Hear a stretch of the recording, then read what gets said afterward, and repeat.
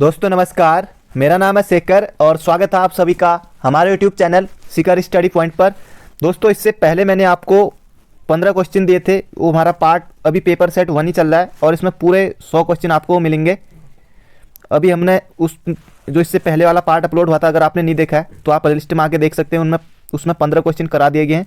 बाकी आज देखते हैं कितने क्वेश्चन हो पाते हैं। ये आपके आगामी बीडीओ, बीपीडीओ, सहायक समीक्षा अधिकारी और कनिष्ठ सहायक का जिन्होंने फॉर्म भरा है और जो लोग उत्तराखंड पुलिस की तैयारी कर रहे हैं वो लोग भी इसको देख सकते हैं। काफ़ी अच्छे क्वेश्चन हैं, तो आप कमेंट करके बताइएगा कि आपके कितने क्वेश्चन सही हो रहे हैं और ये भी बताना है कि आपको आपके लिए सीरीज़ हेल्पफुल है या नहीं। आप कमेंट में ज़रूर बताइए दोस्तों। तो चलिए दोस्तों आज का ये वीडियो शुरू करते हैं। तो दोस्तों ये है हमारे आज के क्वेश्चन। ये पहला क्वेश्चन है, आपको मैं दिखा देता हूँ एक बार। ये अगला क्वेश्चन है, ये उसके बाद अगला और ये उसके बाद अगला है और इसके बाद ये 21वां प्रश्न ये है हमारा। उत्तराखंड भी है और ये भी उत्तराखंड का ही है, ये भी उत्तराखंड का ही प्रश्न है और ये हमारे जीके जीएस से है, ये भी जीके का ही है और ये उत्तराखंड से है। और दोस्तों इसके बाद रीजनिंग भी, करंट अफेयर भी और करंट अफेयर के क्वेश्चन भी हैं। ये करंट अफेयर के क्वेश्चन भी है इसमें, तो काफ़ी अच्छे प्रश्न है। तो वीडियो को अंत तक जरूर देखिएगा और इतने में से कितने सही हो रहे आप कमेंट में भी जरूर बताएंगे। तो ये है आपका पहला क्वेश्चन, निम्नलिखित में से शुद्ध वाक्य का चयन कीजिए। तो शुद्ध वाक्य की शुद्धि से भी दोस्तों एक प्रश्न तो आता ही है, क्योंकि 20 क्वेश्चन होते हैं। अगर आप एसआई का एग्जाम देंगे उत्तराखंड पुलिस सब इंस्पेक्टर का, तो वहाँ आपको 4 से 5 क्वेश्चन वाक्य शुद्ध करने से संबंधित वहाँ आएंगे। इसके लिए अगर जो लोग तैयारी कर रहे हैं तो वहाँ आपको बहुत फ़ायदा मिलेगा, क्योंकि वहाँ ज़्यादा प्रश्न आते हैं, क्योंकि 100 नंबर का पूरा ही पेपर होता है। ऑप्शन ए है कि नदियों के पानियों से सिंचाई की जाती है। ऑप्शन बी है नदियों के पानी से सिंचाइयाँ की जाती है। नदियों के पानी से सिंचाई की जाती है। नदियों के पानियों से सिंचाइयाँ की जाती है। तो आपने इसका उत्तर निकाल लिया होगा, नदियों के पानियों। तो जिसमें पानी है इसको आप हटा सकते हैं, ऑप्शन डी हटा दिया आपने। अगला है ऑप्शन नदियों के पानियों, यहाँ पर भी पानी है तो पानियों को काट देंगे। नदियों के पानी से सिंचाइयाँ की जाती है, अब ये भी आप सिंचाइयाँ इसको हटा देंगे। ऑप्शन सी नदियों के पानी से सिंचाई की जाती है, तो ये आपका बिल्कुल सही उत्तर है और आपने भी ऑप्शन नंबर सी चुना होगा। जिन जिन भाइयों ने ऑप्शन सी चुना है उनका बिल्कुल सही है, तो ऑप्शन नंबर सी हमारा बिल्कुल सही है। बढ़ते हैं अगले क्वेश्चन की तरफ। अगला क्वेश्चन है अपवाद को छोड़कर वर्णमाला के अक्षरों के नाम। इंपॉर्टेंट क्वेश्चन है, इसे अगर आप अपनी कॉपी में लिखना चाहें, अगर पेन कॉपी लेके अगर आप बैठें तो इसको आप अपनी कॉपी लिख सकते हैं दोस्तों। अपवाद को छोड़कर वर्णमाला के अक्षरों के नाम किस लिंग में प्रयुक्त होते हैं? पुल्लिंग, स्त्रीलिंग, नपुंसक लिंग या फिर ऑप्शन डी है उभयलिंग। तो अपवाद को छोड़कर वर्णमाला के अक्षरों के नाम पुल्लिंग में होते हैं, पुल्लिंग। ऑप्शन नंबर ए आपका बिल्कुल सही है, या आपने भी ऑप्शन नंबर ए चुना होगा। और संस्कृत में लिंग 3 होते हैं और हिंदी में 2 ही लिंग होते हैं, यह आपको पता है। अगला क्वेश्चन है दोस्तों, जो पत्रकारिता जो और टिप्पण है, अर्ध सरकारी पत्र है, तो यहाँ से भी सिलेबस में दिया हुआ है। तो ये जो पूरा पेपर सेट है ये सिलेबस के आधार पर ही है, तो आप देखेंगे तो ये आपके लिए काफ़ी इंपॉर्टेंट क्वेश्चन है। अगर आप इसे लिखना चाहें तो लिख सकते हैं या स्क्रीनशॉट ले लीजिए इसका, क्योंकि पूरा ये दिख जाएगा। 18 प्रश्न है कि अधिसूचना के संदर्भ में कौन सा कथन गलत है? अधिसूचना के संदर्भ में कौन सा कथन गलत है?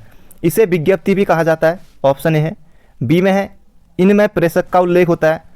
सी है सामान्यतः यह गजट में प्रकाशित होती है। डी है यह राष्ट्रपति अथवा राज्यपाल की ओर से जारी की गई मानी जाती है। तो इसमें आपको कौन सा कथन गलत है बताना। पहले आपको ये देखना है कि क्या पूछा है, गलत सही। तो ऑप्शन ए है कि इसे विज्ञप्ति भी कहा जाता है, अधिसूचना को विज्ञप्ति भी कहते हैं, विज्ञप्ति। बी है इसमें प्रेषक का उल्लेख होता है, ये भी बिल्कुल सही है। सी है सामान्यतः एक गजट में प्रकाशित होती है, ये भी बिल्कुल सही है। ये राष्ट्रपति अथवा राज्यपाल की ओर से जारी की गई मानी जाती है, ये हमारा गलत हो जाएगा। तो ऑप्शन डी हमारा बिल्कुल सही है, राष्ट्रपति अथवा राज्यपाल, ऐसा इसमें कुछ भी नहीं है। बढ़ते हैं अगले क्वेश्चन की तरफ। क्वेश्चन नंबर 19 है निम्नलिखित में से विकारी शब्द कौन से होते हैं? तो ये आपको बताना है, काफ़ी इंपॉर्टेंट क्वेश्चन है। जिन जिन लोगों ने पढ़ा है उनको ये इसका उत्तर देने में उनको कोई परेशानी नहीं होगी। तो 19वां क्वेश्चन है हमारा, आपको बताना है विकारी शब्द कौन से हैं? तत्सम, तद्भव, देशज या फिर विदेशज। ऑप्शन बी है संज्ञा, सर्वनाम, विशेषण, क्रिया विशेषण। तो इसका सही उत्तर होगा दोस्तों संज्ञा, सर्वनाम, विशेषण और क्रिया विशेषण। तो ये हमारे हैं विकारी शब्द। तो विकारी में तो हो गए दोस्तों हमारे संज्ञा, सर्वनाम, विशेषण और क्रिया, तो ये हो गए हमारे विकारी। अगर अविकारी आता है एग्जाम में अविकारी शब्द, तो विकारी और अविकारी। तो अविकारी में आपको याद करने क्रिया विशेषण, क्रिया विशेषण, संबंध बोधक, अगर आपके पास कॉपी है तो संबंध बोधक, अगर आपके पास बुक है तो आप वहाँ देख सकते हैं, संबंध बोधक और समुच्चय बोधक और विस्मयादि बोधक। वैसे 13 होते, 4 ही होते हैं, पर एक और निपात भी इसमें होता है, इस तरह से 5 होते हैं, वैसे ये 4 ही होते हैं। और दोस्तों तत्सम, तद्भव, देशज, विदेशज, ये जो है ये अर्थ के आधार पर शब्दों में, जैसे कि उत्पत्ति के आधार पर होते हैं। ये फॉरेस्ट गार्ड में आया था कि उत्पत्ति के आधार पर शब्दों के भेद हैं, सही शब्दों के सही भेद हैं। इस तरह से तत्सम, तद्भव, देशज, विदेशज, इस तरह से उसमें ऑप्शन बना हुआ था। तो ऑप्शन नंबर ए हमारा इसमें सही होगा। अगर आपसे इस तरह से पूछता है कि उत्पत्ति के आधार पर शब्दों के भेद हैं, तो तत्सम, तद्भव, देशज, विदेशज। और विकारी हो गए संज्ञा, सर्वनाम, विशेषण, क्रिया। कभी दोस्तों डिटेल में वीडियो लाऊंगा इनके बारे में कि संज्ञा, सर्वनाम, विशेषण, क्रिया किन्हें कहते हैं। बढ़ते हैं अगले क्वेश्चन की तरफ। ये हमारा आखिरी क्वेश्चन है। अभ्यागत का अर्थ है, अभ्यागत, अभ्यागत स्वागत, शत्रु, अतिथि या फिर विगत। तो इसका आंसर ऑप्शन नंबर सी है। जो भाई लोग ऑप्शन नंबर सी लगा रहे हैं वो बिल्कुल सही है। तो ऑप्शन नंबर सी अभ्यागत का हो जाएगा अतिथि, अतिथि। और भी होते हैं इसके अर्थ। अब दोस्तों अब आगे आपकी उत्तराखंड के क्वेश्चन आगे हैं आपके। पहला क्वेश्चन है उत्तराखंड का, यानी कि 21वां प्रश्न हमारा। पंडित जवाहरलाल नेहरू के जन्म दिवस के अवसर पर शुरू होने वाला ऐतिहासिक मेला जिसकी शुरुआत 1943 के आसपास हुई थी, गौचर मेला, जौलजेबी मेला, बोरी मेला या फिर इनमें से कोई नहीं। तो ये आपको बताना है। तो इसका सही उत्तर होगा दोस्तों, आप लोगों ने चुन लिया होगा ऑप्शन नंबर ए, आपका बिल्कुल सही है। तो एक तो दोस्तों किसके जन्म दिवस के अवसर पर, पंडित जवाहरलाल नेहरू। इनका जन्म दिवस कब मनाया जाता है, तो 14 नवंबर को मनाया जाता है, बाल दिवस के रूप में 14 नवंबर को। पंडित जवाहरलाल नेहरू के जन्म दिवस के अवसर पर शुरू होने वाला ऐतिहासिक मेला 1943 में। अगर आपसे पूछता है कि ये कौन सा मेला है, गौचर मेला। तो गौचर मेला कहाँ लगता है, तो ये चमोली में लगता है, ये आपको याद रखना है। और इसकी शुरुआत की थी कमिश्नर बर्नेडी ने, कमिश्नर बर्नेडी ने 1943 में। इतना आपको याद रखना है। ये चमोली। जौलजेबी है दोस्तों, जौलजेबी ये पिथौरागढ़ में काली और गोरी नदियों के संगम पर है, काली और गोरी नदियों के संगम पर। यहाँ से भी बहुत एग्जाम में क्वेश्चन पहले तक पूछे जाते थे, आगे भी पूछे जाएंगे। और ये भी 1914 में, और ये भी 14 नवंबर को ही लगता है, उसी टाइम लगता है।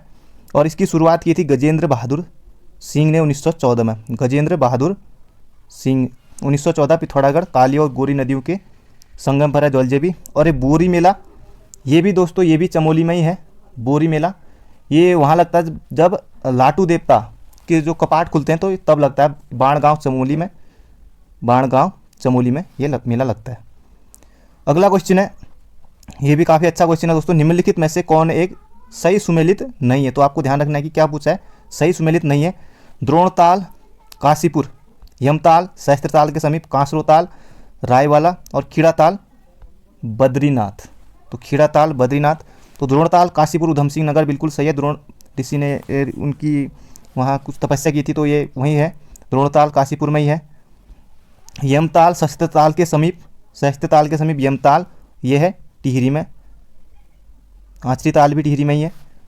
और कांसरोताल रायवाला, तो कांसरोताल रायवाला देहरादून में है, रायवाला देहरादून में। और देहरादून में चंद्रबाड़ी ताल भी है, चंद्रबाड़ी ताल। और वहीं से चंद्रभागा नदी, जो कि ऋषिकेश में गंगा और चंद्रभागा नदी मिलती हैं, तो ऋषिकेश में, जो कि चंद्रबाड़ी ताल से निकलती है। और खीड़ाताल, तो खीड़ाताल बद्रीनाथ हमारा सुमेलित नहीं है। तो खीड़ाताल कहाँ है, तो खीड़ाताल हमारा उत्तर काशी में, उत्तर काशी में है खीड़ाताल। और डोडी ताल 6 कोनों वाला ताल है, उत्तर काशी में है डोडी ताल, ये आपको याद रखना है। फांसकंडी बयां ताल, ये पटवारी के एग्जाम में पूछ लिया गया था कि उबलता हुआ जल, इस तरह से कुछ बना था, तो यहाँ ये आपको याद रखना है। तो ये हो जाएगा उत्तर काशी। बढ़ते हैं अगले क्वेश्चन की तरफ। अगला क्वेश्चन है फॉरेस्ट ग्रीवेंस कमेटी। तो सबसे पहले आपको फॉरेस्ट ग्रीवेंस कमेटी ये कब बनी थी, इसका गठन कब किया गया था, तो ये आप कमेंट में लिख के बताएंगे। फॉरेस्ट ग्रीवेंस कमेटी ने वन पंचायत की संभावनाओं को तलाशने के लिए किसे मद्रास जो कि वर्तमान चेन्नई है, तो चेन्नई भेजा था। कैलाश गिरोला, तारागत गिरोला, किशन भारतीय, इनमें से कोई नहीं। तो जो भाई लोग ऑप्शन नंबर ए बता रहे हैं वो बिल्कुल सही है। सबसे पहले दोस्तों फॉरेस्ट ग्रीवेंस कमेटी का गठन कब हुआ था, तो ये 13 अप्रैल, सीधे डेट ही पूछी जाती है, कई बार पिछले पेपर में पूछ लिया गया है। तो 13 अप्रैल 1921 को फॉरेस्ट ग्रीवेंस कमेटी का गठन किया गया था, ये आपको याद रखना है। इसके अध्यक्ष कौन थे? पी वेंडम ये इसके अध्यक्ष थे। और फॉरेस्ट ग्रीवेंस कमेटी ने अपनी रिपोर्ट कब दी थी? अगर एग्जाम में आता है तो फॉरेस्ट ग्रीवेंस कमेटी ने अपनी रिपोर्ट कब दी थी? तो ये दी थी दोस्तों 28 अक्टूबर। अगर आपके पास कॉपी है तो आप लिख सकते हैं, पेन लेके बैठे हैं तो 28 अक्टूबर 1921 को फॉरेस्ट ग्रीवेंस कमेटी ने अपनी रिपोर्ट दी थी। फिर उसके बाद दोस्तों जो वन समिति ये बनी थी, तो इसमें जो कैलाश गैरोला है, ऑप्शन नंबर ए, इन्होंने वन पंचायत की संभावनाओं को तराशने के लिए इनको मद्रास इनको भेजा गया था, ये गए थे वहाँ।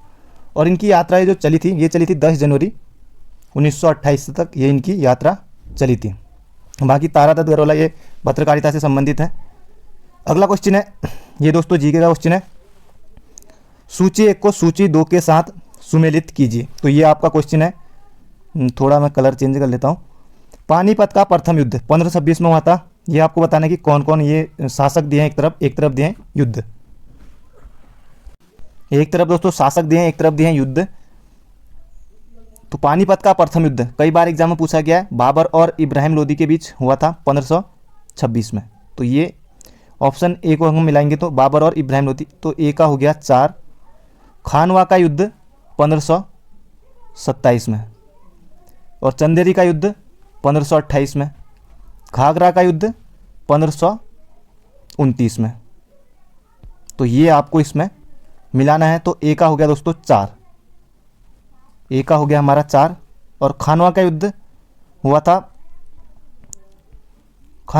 था बाबर और राणा सांगा के बीच, खानवा का युद्ध। तो इसका हो जाएगा 3 में, 4 और 3। तो ये 2 हमारे बिल्कुल अभी तक सही हैं। उसके बाद चंदेरी का युद्ध हुआ था बाबर और मेदिनी राय के बीच, ये एक एग्जाम हुआ था अभी हाल ही में, उसमें पूछ लिया गया था। और घाघरा का युद्ध हुआ था 1529 में, ये हो जाएगा फिर ऑप्शन बी बचा महमूद लोदी के साथ, ये आप मिला लीजिएगा। तो आप इसको एक इस तरह से भी याद रख सकते हैं एक ट्रिक के साथ कि बाबर 1526 में पानी पिया और फिर उसके बाद खानवा यानी कि खाना खाया। 1526 में पानी पिया, 27 में खाना खाया, फिर 28 में चाय पी, 29 में घर गया और 30 में मर गया। तो 30 में बाबर की मृत्यु हो गई थी। तो इस तरह से आप, ये ट्रिक भी है, इस तरह से आप याद रख सकते हैं। बढ़ते हैं अगले क्वेश्चन की तरफ। अगला क्वेश्चन है, कौमुदी महोत्सव का रचयिता कौन है, या कौमुदी महोत्सव के रचयिता कौन है? शूद्रक, भभूति विज्जिका, बाणभट्ट। तो दोस्तों क्वेश्चन नंबर 25 का उत्तर आपको कमेंट बॉक्स में देना है। तो बाकी मैं अगली वीडियो में 25 से स्टार्ट करूँगा। और ये भी अगला क्वेश्चन है, इसका भी अगर आप लोग कमेंट में बताएंगे, जिन जिन लोगों ने वीडियो अंत तक देखी होगी। निम्नलिखित में से कौन सही सुमेलित नहीं है? उत्तराखंड के मुख्य सचिव ओम प्रकाश, उत्तराखंड के पुलिस महानिदेशक अशोक कुमार, उत्तराखंड वित्त आयोग के अध्यक्ष इंदु कुमार शर्मा, या उत्तराखंड, अगला क्वेश्चन अगला है डी है, उत्तराखंड के मुख्य निर्वाचन आयुक्त चंद्रशेखर भट्ट। तो इसका उत्तर भी क्वेश्चन नंबर 25 और 26 का उत्तर आपको कमेंट बॉक्स में देना है। तो ये था दोस्तों आज का वीडियो। मिलते हैं अगले वीडियो में। अगर आपने अभी तक चैनल को सब्सक्राइब नहीं किया दोस्तों, चैनल को सब्सक्राइब कर लीजिए और इसे अपने दोस्तों के साथ भी शेयर कर सकते हैं। तो thank you friend, thank you so much. बहुत जल्दी मिलते हैं नए वीडियो में।